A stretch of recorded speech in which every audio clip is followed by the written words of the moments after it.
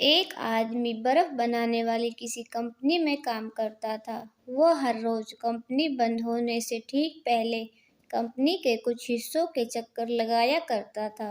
एक दिन वो आदमी कंपनी बंद होने से ठीक पहले अकेला ही कंपनी के फ्रीज करने वाले कमरे में गया, जहां गलती से उस कमरे का दरवाजा बंद हो गया। फ्रीज वाले कमरे का दरवाजा बंद हो जाने की वजह से अब वो आदमी वहीं फंस गया। हालांकि छुट्टी का वक्त हो चुका था, इसलिए सभी लोग अपने अपने घर जाने लगे थे। किसी ने भी इस पर ध्यान नहीं दिया कि वो आदमी फ्रिज वाले कमरे में फंस गया है। कमरे में अकेला फंस जाने की वजह से वो आदमी घबरा गया, लेकिन थोड़ी देर बाद वो ये समझ गया कि अब तो 3-4 घंटे के बाद वो बर्फ बन जाएगा। मौत को पास आता देख कमरे में फंसा आदमी चुपचाप एक कोने में बैठ गया और भगवान को याद करने लगा। वो भगवान से जीवन में किए गए अपने बुरे कर्मों के लिए क्षमा मांगने लगा।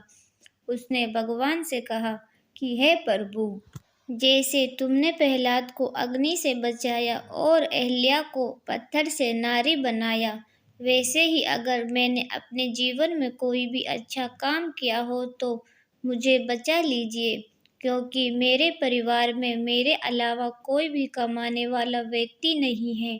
मेरे बच्चे भी अभी काफ़ी छोटे हैं। वो आदमी मन ही मन भगवान को याद ही कर रहा था कि तभी उसे लगा कोई फ्रिज वाले उस कमरे की ओर आ रहा है। तभी उसने देखा कि कंपनी का सिक्योरिटी गार्ड आकर उस कमरे का दरवाज़ा खोलता है। हालांकि तब तक उस आदमी की हालत थोड़ी खराब हो चुकी थी। वो ठंड से ठिठुर रहा होता है। गार्ड फौरन उस आदमी को आग के पास ले जाता है, जहां थोड़ी देर बाद उसकी तबीयत थोड़ी सही होती है। उसके बाद वो आदमी उस गार्ड से पूछता है कि काका, आपको कैसे मालूम हुआ कि मैं अंदर कमरे में फंसा हुआ हूँ? गार्ड बोलता है, साहब, मैं यहाँ कई सालों से काम कर रहा हूँ। हर रोज कई मजदूर और अफसर गेट से हर रोज गुजरते हैं, लेकिन सभी लोग यहाँ से ऐसे गुजरते हैं जैसे यहाँ कोई खड़ा ही ना हो। लेकिन उन लोगों में से हो जो हर रोज आते जाते मेरा हालचाल पूछते हो। रोज जाते वक्त मुझे राम राम काका कहते हो। आज सुबह आते वक्त आपने मुझसे हालचाल तो पूछा था, लेकिन शाम में आप मुझे नहीं दिखे, तो मुझे महसूस हुआ कि जरूर आप किसी मुसीबत में हो।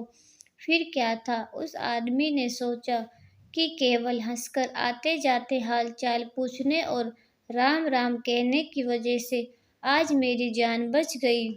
दोस्तों, इस कहानी से हमें यही सीख मिलती है कि हमें सबके साथ अच्छा व्यवहार करना चाहिए, चाहे वो हमसे कद में छोटा हो या बड़ा। इससे हमारा कुछ भी नहीं जाता और इन सभी चीज़ों का फल हमें किसी न किसी रूप में ज़रूर मिलता है। अगर कहानी पसंद आए तो चैनल को सब्सक्राइब करें और आप किस कहानी पे क्या राय है हमें कमेंट में ज़रूर बताएं। कहानी सुनने के लिए बहुत बहुत धन्यवाद।